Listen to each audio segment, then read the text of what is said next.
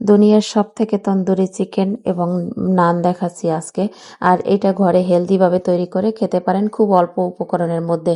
প্রথমে একটা রুম টেম্পারেচারের ডিম দিয়েছি, তারপরে গুঁড়া দুধ, লবণ, চিনি, অল্প একটু তেল, ইস্ট আর অল্প একটু বেকিং সোডা। এরপরে একটু পানি দিয়ে খুব ভালো করে মেখে নিচ্ছি। আর পানিটা কিন্তু নর্মাল, একদমই রুম টেম্পারেচারের।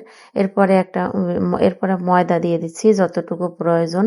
ময়দা দিয়ে একটা নরম ডো তৈরি করে নিয়েছি। আবার একটু তেল দিয়ে খুব ভালো করে ডোটা মেখে নিয়ে একটা নতুন পলিথিন দিয়ে চেপে রেখেছি কিছু সময়ের জন্য, প্রায় 1-1.5 ঘন্টা। এরপরে আমি 3 পিস চিকেন নিয়েছি। তারপরে চিকেন তন্দুরি মশলা, এই মশলাটা আমি দিয়ে প্রায় 2 টেবিল চামচের মতো দিয়েছি। তারপরে তেল দিয়েছি, অল্প একটু লবণ, সয়া সস, এরপরে দিয়ে দিচ্ছি ভিনেগার, এটা সাদা ভিনেগার।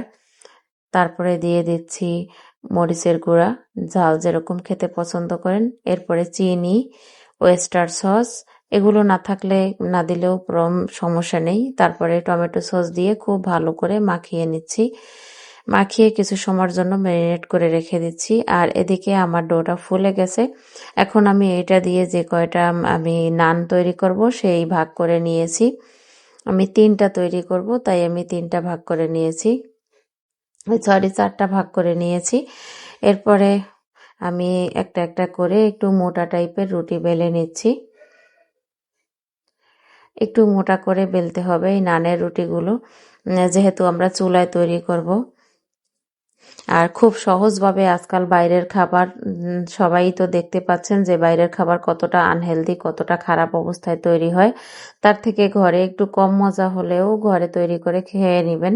এরপরে আমি এপাশ ওপাশ উল্টিয়ে একটু বাটার দিয়ে তারপরে আমি এই নানগুলো ভেজে নিচ্ছি। বাটার না থাকলে তখন ঘি দিতে পারেন বা তেল দিতে পারেন। আমার এই রুটিগুলো খুব সুন্দরভাবে ফুলে গেছে। এরপরে আমি এই নানগুলো এপাশ ওপাশ লাল করে ভেজে তুলে রেখে দিচ্ছি। একটা বক্সেও রেখে দিতে পারেন, নরম থাকবে। এরকম করে আমি সবগুলো ভেজে নিচ্ছি। বাইরের অস্বাস্থ্যকর খাবার না খেয়ে বাচ্চাদের এভাবে টিফিনেও তৈরি করে দিতে পারেন।